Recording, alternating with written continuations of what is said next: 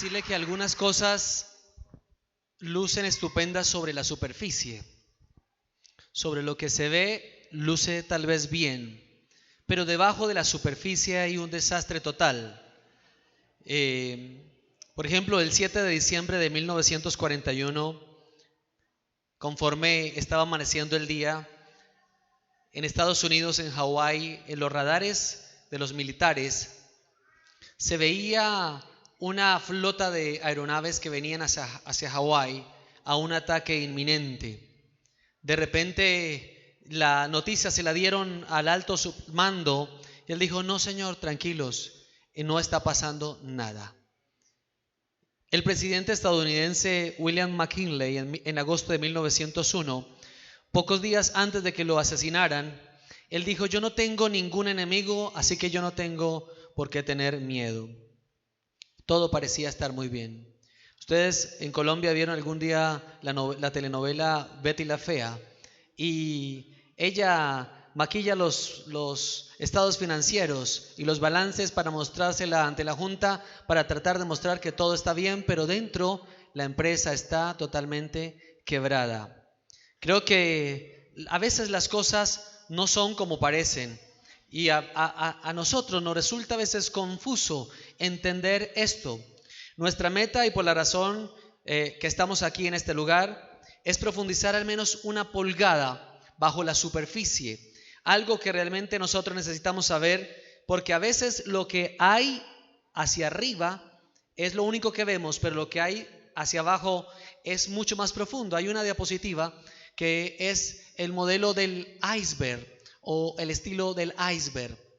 Ustedes ven en la figura lo que usted logra ver en el mar, en los lugares donde se forman estas rocas de hielo, es que por encima hay una pequeña montaña que indica el 10% del total del iceberg, pero lo más grande está por debajo, que es el 90% del total del hielo. Y eso ocurre normalmente en nuestras vidas cuando tratamos de vivir una vida de apariencias. Usted tal vez estará luchando con muchas cosas, y es porque quiere siempre mostrar algo. Lo que la gente ve de usted solamente es el 10%. Lo que la gente ve de usted es el 10%. Pero lo que hay debajo de esa caparazón es lo que realmente marca el desarrollo de su vida. Es lo que le decide a usted, o lo que le incita a actuar o a tomar decisiones. Es por eso que nosotros necesitamos enfocarnos realmente a lo que está debajo, a lo que está por allá escondido, que usted no ha logrado detectar, que no ha logrado ver, que no ha logrado interpretar. Por eso esta campaña se trata de todo esto. Es una conexión de nuestra vida exterior con nuestra vida interior. Y realmente estos temas que nosotros tenemos acá son profundos, que necesitamos que usted no solamente los vaya a recibir intelectualmente y va a decir: oiga, qué bueno, qué chévere cada tema, voy a ponerle cuidado, los voy a copiar. Lo importante no es escucharlos y aprenderlos, sino ponerlos en práctica. Diga conmigo: ponerlos en práctica. Porque si usted los implementa en su vida, entonces usted empezará a tener resultados delante de Dios y delante de las personas. Porque a veces, yo no sé si usted se ha dado cuenta, pero hay actitudes que usted hace o cosas que usted realiza que en algún momento usted se arrepintió de lo que hizo, porque dijo: metí las patas, perdóneme la expresión. Pero usted debe empezar a manejar la vida emocional y la vida espiritual en una sola. La vida emocional y la vida espiritual en una sola. Hay gente que seculariza las dos cosas, es decir, tiene lo secular y tiene lo sagrado. ¿Ha escuchado hablar de eso? ¿Y usted en qué trabaja en lo secular? En lo secular yo hago esto y esto y esto, y en la iglesia hago esto y esto. Nunca hay una parte integral, no hay una sola unidad, sino que dividimos nuestra vida en dos partes. Y ese es uno de los graves problemas que nosotros como cristianos tenemos, que dividimos nuestra vida en dos partes. Amén. Entonces necesitamos meditar, necesitamos reflexionar, porque necesitamos trabajar con los traumas, con las heridas del pasado, con las ataduras. ¿Alguno de ustedes ha sentido con alguna atadura alguna vez? Creo que todos hemos sentido ataduras. Y necesitamos reventar esas ataduras en el nombre de Jesús. Así que durante todos estos 2 meses vamos a trabajar sobre este tema y en los grupos de vida vamos a trabajar igual este tema. Se va a replicar en los grupos de vida, así que yo le invito a que pertenezca a un grupo de vida en el que se le va a ya hablar casi personalmente, se le va a enseñar, se le va a explicar realmente cómo es la situación. Pero lo que necesitamos hacer es poder involucrarnos en este mundo así. Realmente hoy quiero hablarles de la espiritualidad emocionalmente enferma. Diga conmigo, espiritualidad emocionalmente enferma. Dígale que está a su lado, espiritualidad emocionalmente enferma. Yo no sé si usted ha sentido en algún momento que emocionalmente se siente enfermo, pero a mí me ha pasado. Y si usted descubre en la Biblia, hay demasiados personajes que tuvieron una espiritualidad emocionalmente enferma. Y hoy vamos a utilizar o a traer a colación un personaje importante y es el personaje de Saúl. ¿Han escuchado hablar del rey Saúl? El rey Saúl fue el primer rey de Israel. Y vamos a tomar el primer libro de Samuel, el capítulo 15. Primer libro de Samuel, el capítulo 15.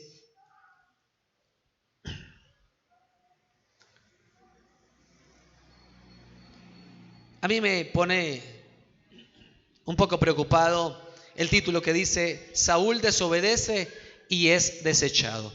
Saúl desobedece y es desechado. Saúl creo que es una persona con una carencia de salud emocional impresionante y una vida espiritual muy regular que trajeron a su vida la destrucción, la destitución del reino y al final la muerte. Yo no sé si algunos de ustedes conocen la historia del rey Saúl, pero voy a tratar de contarla un poco así, como muy resumido. Él empezó muy bien, el pueblo de Israel empezó a solicitar un rey y Dios les dio un rey. Buscó a un hombre humilde porque los inicios de Saúl fueron muy buenos. Si usted descubre la vida de Saúl, Saúl era un hombre humilde. Él quería aprender, él quería como poder servir. Es más, en algún momento se escondió porque también era muy tímido. Se escondió para no ir a hacer lo que tenían que hacer. Recuerda que alguna vez se escondió en un montón de paja. Pero empezó a tener el poder y la vida empezó a cambiarle. Empezó a sentir que las cosas no estaban saliendo muy bien.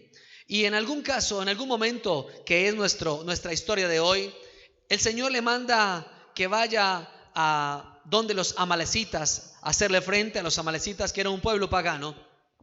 Y la orden de Dios era ir y destruir todo el pueblo, junto con el rey, junto con los animales, con todo. No había que dejar nada. Así que el rey Saúl salió muy contento, salió corriendo y entonces, cuando ya estaba allá, dice la Biblia en el versículo 9, que decidió perdonarle la vida al rey Agag, el rey de los amalecitas, y también los soldados trajeron las vacas más gordas, los animales, y decidieron presentarlo delante de Dios como una ofrenda. Todavía no los habían presentado, lo estaban planeando para ir a hacer un sacrificio delante de Dios. Y cuando el profeta Samuel va a preguntarle, él contesta obviamente en forma muy práctica, porque si usted puede analizar, cualquiera de nosotros hubiera podido tomar una decisión como la que tomó Saúl, una decisión muy práctica, muy pragmática. Él dijo, pues que vamos a perder toda esta carne, todos estos animales, pues los vamos a aprovechar. Él se dejó llevar por el pueblo y entonces políticamente dijo, yo no puedo ganarme más enemigos, yo voy a perdonarle la vida al rey Saúl. Al rey Agag, perdón. Y entonces decidieron llevarse lo que supuestamente servía y eliminaron y acabaron con lo que era inútil y lo que ya no servía. Cuando el profeta va y le pregunta, va a visitarlo, a decirle, bueno, ¿cómo le fue? Él sale a su encuentro y le dice, Dios te bendiga, profeta. Eso está en el versículo 13. Y le dice, Dios te bendiga, he hecho conforme al mandato de Dios. He obedecido lo que Dios me ha mandado hacer. Mejor dicho, en boca de Saúl todo estaba muy bien. No había cometido ningún error. Todo estaba saliendo muy bien. Él dijo, yo fui y obedecí, ¿cierto? Yo fui y lo hice. Pero sencillamente él no pudo mirar ni observar que no pudo cumplir la voluntad de Dios a la perfección. o completamente no pudo cumplir la voluntad de Dios. Algunos de ustedes, junto conmigo, a veces nos sentamos acá y decimos, no hemos podido cumplir la voluntad de Dios, pero he hecho algo estoy haciendo. Algo estoy haciendo. Es como cuando usted manda a su hijo a un mandado y le trae a medias el mandado. Usted dice, ¿será que lo hizo bien o lo hizo mal? Lo hizo mal porque la medias no sirve. No fue por lo que tenía que ir y no trajo lo que tenía que traer. El rey Saúl entonces parece como un preciado seguidor de Jesucristo viniendo a la iglesia y diciendo, realmente estoy haciendo las cosas bien. Muchos de nosotros pensamos que el hecho de venir a la iglesia cada domingo o tal vez a un grupo de vida y orar de vez en cuando, eso significa hacer las cosas bien. Pero déjeme decirle que usted necesita mirar dentro de su corazón si realmente usted está haciendo la voluntad de Dios. Este hombre tenía graves problemas emocionales. Él sufría de envidias, sufría de celos. Ustedes recuerdan cuando apareció el rey David, aquel joven, y cuando la gente le empezó a agradar David, él empezó a sentir demasiados celos, de tal manera que por muchos momentos, 6 veces aproximadamente, intentó matar a David. Por donde quiera que hubiera la posibilidad, quiso matar a David porque estaba celoso. ¿Alguno de usted ha sufrido alguna vez celos? ¿Sí? ¿Ha sufrido de envidia o solamente me ha pasado a mí? Porque creo que a veces eso es normal. Yo lo he visto en mi vida, yo lo he visto en mi casa, en mi familia, pero tratamos de empezar a solucionar eso porque si no reconocemos lo que estamos viviendo, entonces no vamos a hacer las cosas bien. Ahora, él dice, yo la verdad he cumplido. Y le dice Samuel, ¿y qué son todos esos animales que se escuchan atrás? No, pues todos los animales que trajimos para poder presentar en Gilgal holocaustos al Señor tu Dios. A mí me gusta escuchar esta frase que dice, el Señor tu Dios. Él no dice, el Señor mi Dios. Él tiene una lejanía con Dios, quien le había dado el reino. Recuerde quién fue el que ungió a Saúl por rey, si no fue Dios mismo a través del profeta Samuel. Y el Espíritu Santo lo ungió, pero él tenía una distancia y decía, el Señor tu Dios. A veces nosotros hablamos del Dios de otros. No tenemos esa relación cercana con Dios. Por eso hoy quiero hablarle de 3 características principales de la espiritualidad emocionalmente enferma en la vida de Saúl y que probablemente también refleja la espiritualidad emocionalmente enferma en nuestras vidas. Lo primero que Saúl hace, ahí está, lo primero que Saúl hace es que no reflexiona y no tiene conciencia de sí mismo. Diga conmigo, no reflexiona y no tiene conciencia de sí mismo. Él no está transitando sobre un camino de reflexión. Él no está diciendo, venga, yo hice las cosas mal, sino que él está dando excusas todo el tiempo. En el versículo 24 y en el versículo 30 de ese capítulo, en esos 2 versículos, cuando Samuel confronta a Saúl, Saúl dice, yo he pecado. Dice, yo pequé, caramba, pequé, ¿cierto? Pero hay algo adicional. El versículo 30 dice, Señor Samuel, yo pequé, hice lo malo delante de los ojos de Dios, pero te pido por favor que no se lo vaya a decir al pueblo. Manténgame como el rey, sígame honrando como el rey, que la gente no se entere de esto porque esto sería la catástrofe para mí. Uno de los grandes problemas de la espiritualidad emocionalmente enferma es estar pensando todo el tiempo en qué piensan los otros de mí. Me preocupa la apariencia. Me preocupa qué digan de mí. Me esfuerzo por mantenerme erguido, aunque por dentro estoy cargado. Me esfuerzo por mantener una sonrisa cuando por dentro estoy triste, o cuando tengo ira, o cuando tengo envidia y con cierta persona me esfuerzo por decirle, hola, ¿cómo estás? Una sonrisa de hipocresía. Yo lo he vivido tanto en la iglesia como en el colegio y en mi vida diaria. Creo que hay muchas personas que yo conozco que sonríen, pero sé que de alguna manera hay muchas cosas dentro de su corazón que no le están permitiendo ser honestas. Por eso, cuando una persona no hace uso de la conciencia, uso de la reflexión, no se sienta a analizar su vida, entonces nunca podrá avanzar. Porque si usted no hace reflexión sobre lo que usted piensa, hace y dice, entonces no va a llegar lejos. Él está preocupadísimo por quedar bien delante del pueblo, le preocupa. Y en el versículo 24 había dicho, yo pequé. Es un arrepentimiento muy leve. Yo pequé delante del Señor. Sí, ¿verdad? Ahora que me acuerdo me dijeron que había que hacer esto, esto y esto y esto. Hice solamente 5 cosas de las 10 que me mandaron a hacer. Pero ¿sabes, profeta Samuel? Es que los soldados me acosaron para ir a traerme las vacas. Esa gente que es más manipuladora, más montadora. Y yo por no quedar mal delante de ellos me tocó decir que sí. ¿Alguna vez usted ha dicho que sí cuando tiene que decir que no?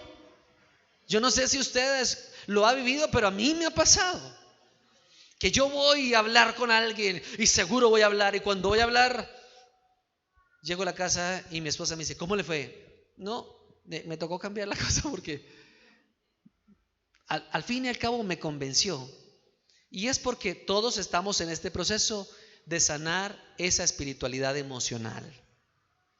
Si usted es de las personas que cuando tiene que decir no, dice sí, y cuando tiene que decir sí, dice no, tiene un problema de espiritualidad emocional.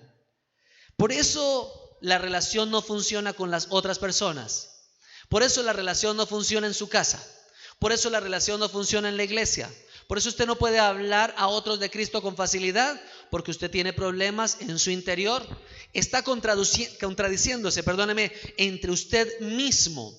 Sabe que Saúl trata a la ligera su pecado. Él no quiere quedar mal, mejor dicho, como todos o la mayoría de nosotros no queremos quedar mal. ¿O a quién le gusta quedar mal? ¿A quién le gusta quedar como un zapato? A ninguno, ¿verdad? Pero él hubiera dicho, no señor, me dijeron que tocaba eliminar estos animales, los vamos a acabar. Pero ¿cómo es posible que usted vaya a perder esa plata que está ahí? Oiga, pues sí, ¿verdad? Al final dijo que sí.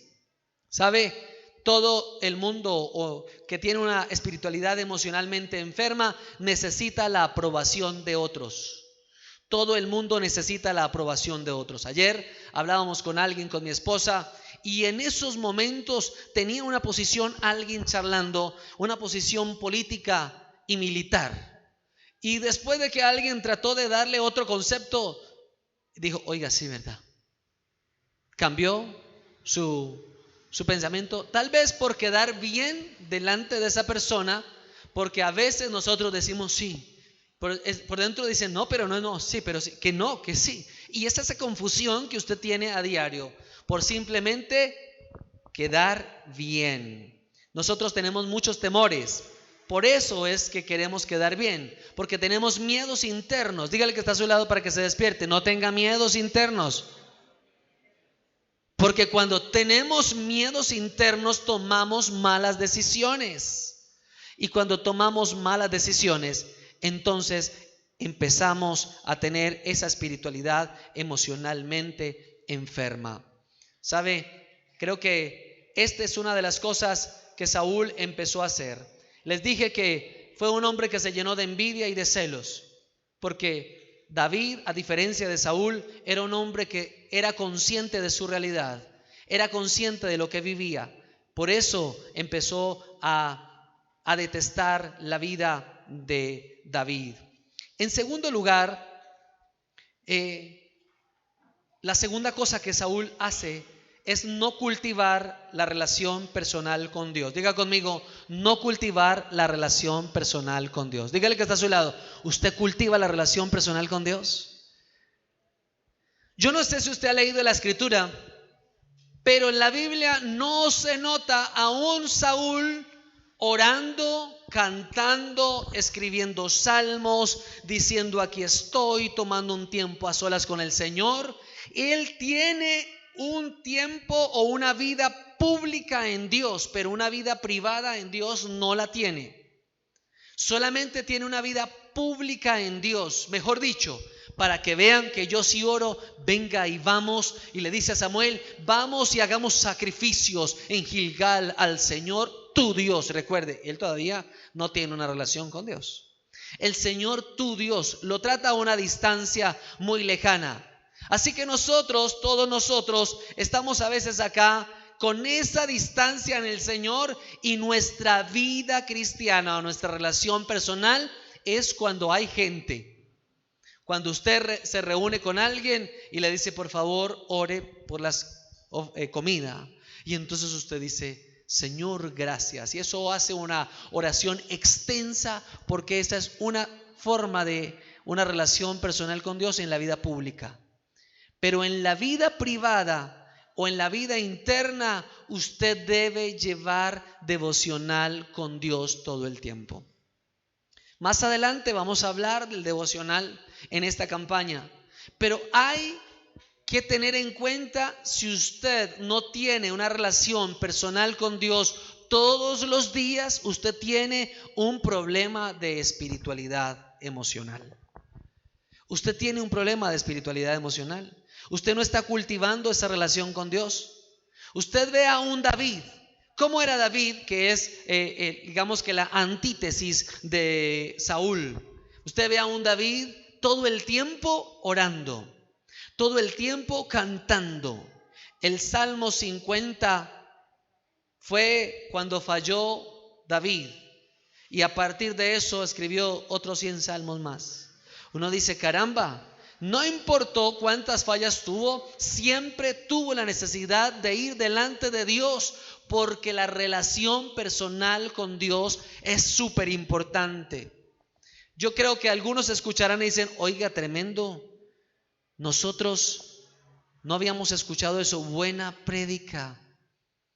Algunos solamente estamos para escuchar, pero no para poner en práctica en nuestra vida. Y así usted esté luchando ahora con el sueño, si tal vez hay palillos en sus ojos para abrirlos, si usted escucha esta palabra y pone en práctica que debe tener una relación personal con Dios, creo que yo lograría algo con esta charla. Lograría que usted cambiara el enfoque de la relación, porque es que nosotros oramos a veces solamente en público, pero a solas con el Señor no tenemos ese tiempo. ¿Cuántas cartas le ha escrito al Señor? ¿Cuántos devocionales ha escrito? Cuando el Señor le regala algo, mi esposa es una de las que dice, el Señor me dice algo y empieza a escribir. Y luego empezamos a escribir y empezamos a transcribir lo que el Señor nos ha dado. Al Señor le encanta esa relación. Pero si Dios le habla a su oído y usted dice, bueno, sí, más adelante lo escribo. Es como cuando usted habla con alguien y el otro se va y se pierde. Anoche hablaba con unos amigos que nos fueron a visitar y hablábamos de la gente que se queda dormida, no en la iglesia, sino en las citas, en las visitas. ¿Usted alguna vez se ha quedado dormido en una visita? ¿Sí? Eso le ocurre ya a personas después de los 60 y tantos años para arriba, que empieza como ya a dominarles el sueño en una visita. Y recuerdo que con mi esposa fuimos a visitar a un tío de ella, y entonces ya en la visita empezamos a charlar, y de repente la esposa empezó a contarnos algo cuando de repente él cabeció hacia atrás, se durmió. Era una visita formal, íbamos a contarle algo importante y él echó para atrás. Creo que a veces nosotros no tenemos esa relación personal con el Señor porque no nos interesa tener esa relación personal con Dios. Cuando usted vaya a orar, por favor no se acomode con cobijas, con almohadas, porque seguro que a los 2 o 3 minutos de estar orando, usted cayó en un profundo sueño. Les he contado que tenía un tío y yo alguna vez me quedé en su casa. Yo veía que mi tío oraba. Era un hombre que se arrodillaba a orar mucho. Yo decía, caramba, qué tío tan orador. Pero él tenía la costumbre de meter la cabeza debajo de la cobija en su cama. Y recuerdo que alguna vez lo pescamos, estaba foqueado. Eran las 2 de la mañana y ese hombre no se levantaba de ahí. Algunos pensarían, oiga, qué hombre tan intercesor. Mentira, lo alcanzamos a pescar porque estaba roncando. ¿Sabe que esos son los tiempos de devocional que a veces tenemos nosotros? Tiempos personales con el Señor. Nos preocupa tener tiempos personales con Dios. Y la vida de Saúl es una vida lejana, una vida prudente, distante. Tranquilo, Samuel, vamos a ir a ofrecer esos carneros, esos becerros, esas vacas en Gilgal al Señor tu Dios. Él nunca dijo el Señor mi Dios. ¿Cuántos tienen un Señor acá? Amén. El Señor mi Dios. Eso empieza a hacer que nuestra relación empiece a avanzar mucho más. ¿Sabe qué le dice Samuel a Saúl? Cuando él dice, mire, yo hice esto y esto y esto. Y Samuel le dice, Señor, a Dios le agrada más los sacrificios, los holocaustos o que le obedezca lo que él dice. Eso le pregunta Samuel a Saúl, ¿qué le agrada más? Porque el obedecer vale más que el sacrificio. Y escuche, y el prestar atención más que la grasa de los carneros. El prestar atención, escuche con atención lo que dice. Obedecer, prestar atención, obedecer y escuchar en el hebreo significan lo mismo. Obedecer y escuchar significan lo mismo. Hay gente que está aquí pero no está escuchando. Por tal razón no va a obedecer lo que la palabra dice. Solamente va a decir, oiga, estuvo buena. ¿Al fin qué fue lo que dijo?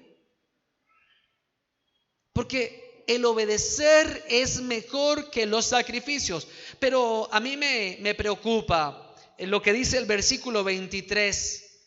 Dice, porque como pecado de adivinación, ¿alguno sabe qué es adivinación? Ocultismo, brujería. Como pecado de adivinación es la rebelión o la rebeldía. Dígale que está a su lado, si usted es rebelde, usted está siendo como un brujo, totalmente igual. Y como ídolos e idolatría, la obstinación. ¿La qué? La obstinación. El que es obstinado, el que mantiene la arrogancia, es que yo lo que digo es así y nadie me va a cambiar. No sea obstinado, porque si es obstinado, la Biblia dice que se compara como a un hombre idólatra. Eso fue lo que le dijo a Saúl el profeta Samuel. Porque como no tiene una relación con Dios, entonces se vuelve rebelde y obstinado. Y entonces ya va a practicar como la brujería, la hechicería o la idolatría. Así que si usted de vez en cuando es rebelde y dice, yo no quiero hacer esto, lo que Dios me dice, me parece que esto no es así, vaya delante de Dios y dígale, Señor, ¿será que realmente estoy haciendo las cosas bien? Evalúe su propia vida. ¿Sabe? Una relación con Dios es poder decir al Señor, Dios, ¿qué quieres decirme con todo esto? ¿Qué quieres decirme? ¿Qué quieres enseñarme con todo esto? No es solamente evaluar, porque alguno evaluará la forma en cómo se da un mensaje. Alguno evaluará la forma de cómo se presenta el videobin. Alguno evaluará la forma en el tiempo. Pero no estamos para evaluar, estamos para aprender a escuchar y obedecer. Y cuando obedecemos, entonces nosotros nos sentimos realmente, tenemos una espiritualidad mucho mejor que la de Saúl. Porque hay mucho de Saúl en nosotros, hay mucho de Saúl en nuestra vida, hay muchas personas obstinadas. ¿Usted sabe que la palabra obstinado o en español o en latino o en colombiano? Terco. Terco. ¿Ha escuchado la palabra terco? ¿Sí? Porque algunos son tercos. Dice que el terco es como un idólatra. No le gusta escuchar, no le gusta obedecer. invierte la mayor parte de su vida evaluando. ¿Sabe qué evalúa? No evalúa su propia vida, sino evalúa aún la espiritualidad de otros. Oiga, esa gente que se dice que ora, mire ese que es líder, mire ese que hace esto y esto y esto y esto y esto, todo el tiempo está acusando.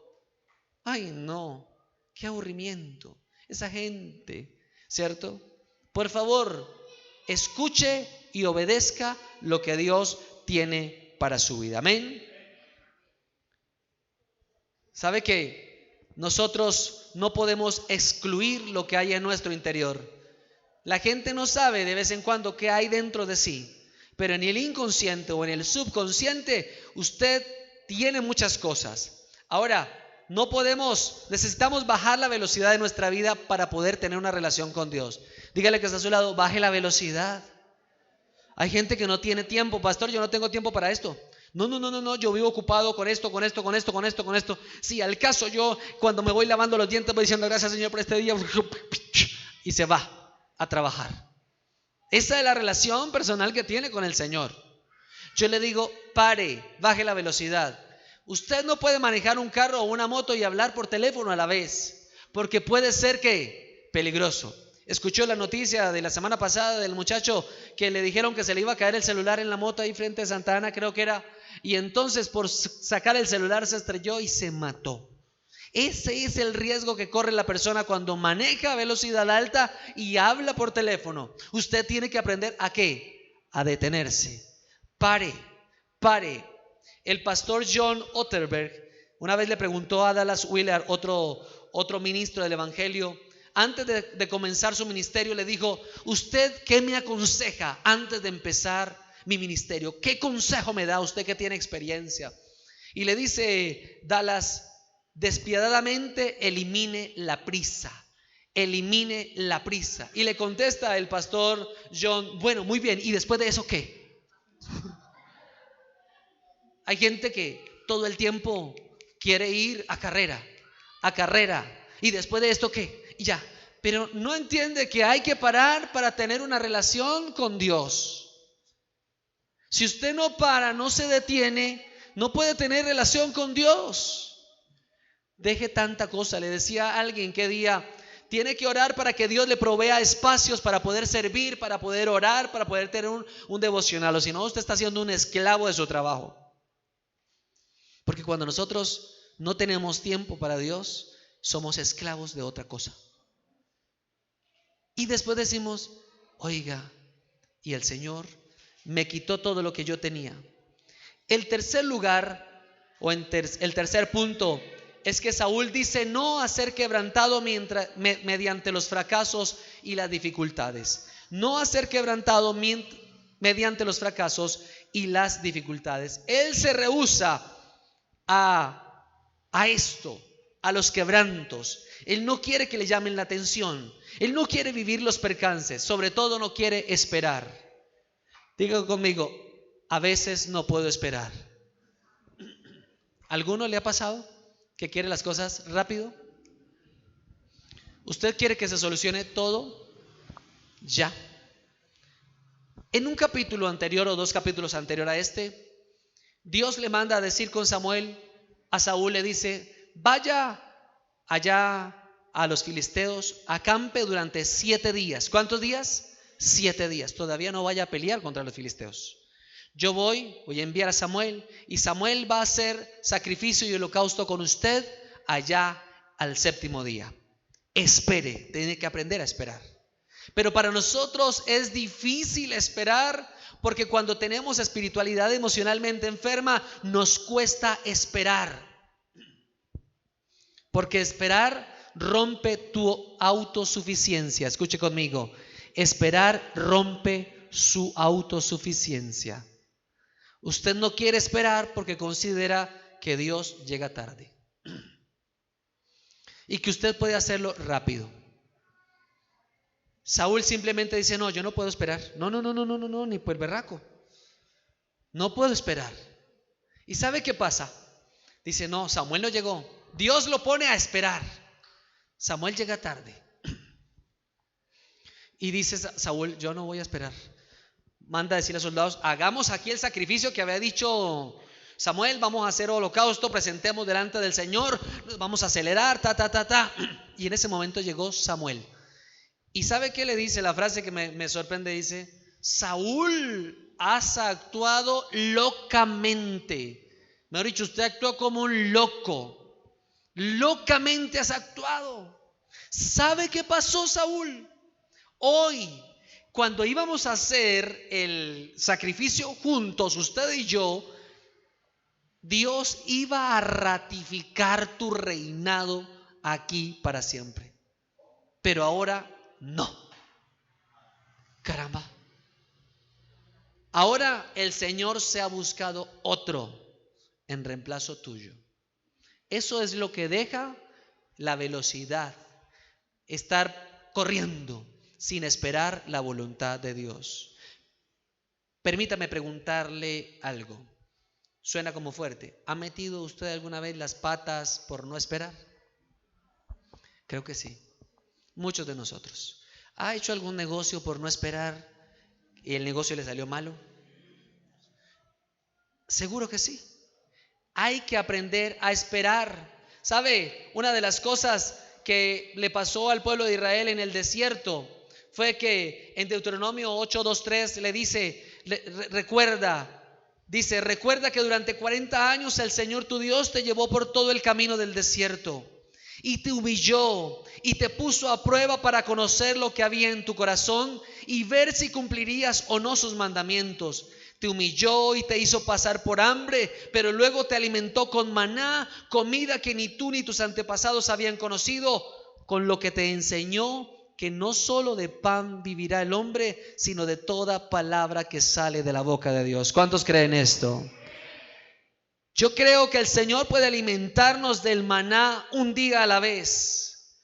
Cada día nos puede sostener. Si usted está pasando por un momento económico difícil y está delante del Señor con una muy buena relación con Él, seguro que el Señor no le va a abandonar, se lo aseguro. Se lo aseguro. Yo no sé cómo comprobárselo, pero yo lo he vivido. Y el Señor me ha respaldado y me ha bendecido cuando he sabido esperar. Pero cuando he sabido correr y no esperar, me he estrellado. Y he tenido malos resultados, y eso es lo que hay que eliminar de nuestra vida. Una persona que no sabe esperar, una persona que todo el tiempo va de afán, que no quiere soportar la prueba, y entonces llega la prueba a su casa y dice, no, ya, entonces yo ya no vuelvo a la iglesia, el Señor me defraudó, yo ya no quiero seguir haciendo esto. Entonces ahí es donde llega el fracaso, porque su vida espiritual y su vida emocional están separadas. Y por eso hay una enfermedad grave.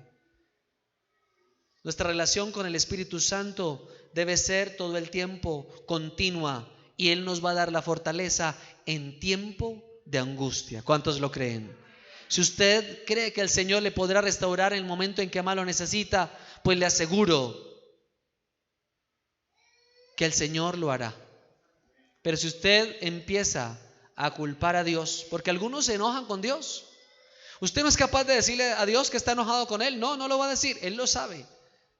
Pero usted se enoja con Dios y le reclama a Dios porque estamos enojados porque no funcionan las cosas como aparentemente debieran funcionar. Así que yo le invito a que usted tenga en cuenta esto. Ya para terminar, quiero decirle que David significa todo lo contrario. Esperó años y años y años. Esperó las pruebas, persecución, lo iban a matar. Él vivió en el anonimato mucho tiempo antes de ser conocido siquiera por el rey Saúl. Ni su padre se acordaba que tenía otro hijo. Cuando fueron a ungir a David, fueron a donde Isaí y el padre le mostró todos los hijos que tenía. Ya no tengo más hijos. Eso es terrible, pensar que aún en la casa a mí me olvidan. Pero David supo esperar.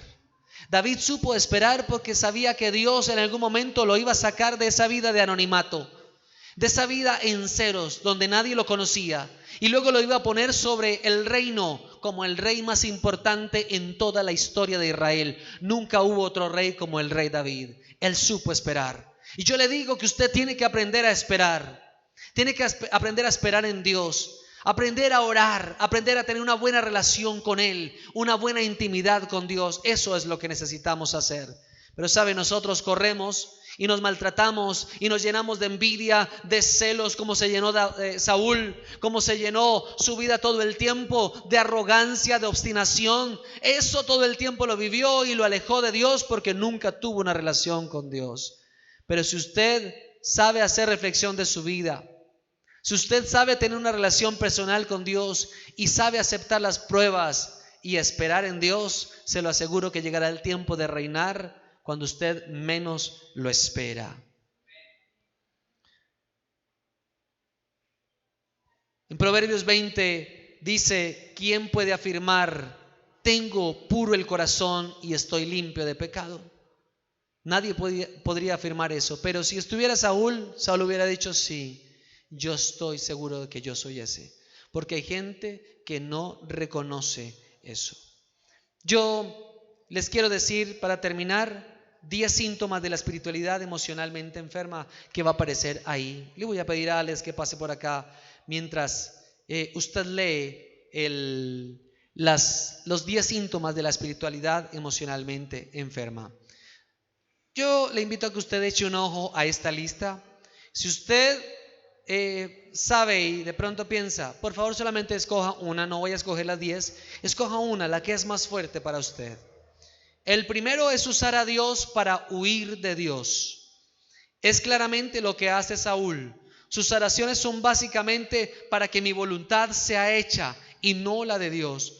Buscar a Dios, usar a Dios para huir de Dios.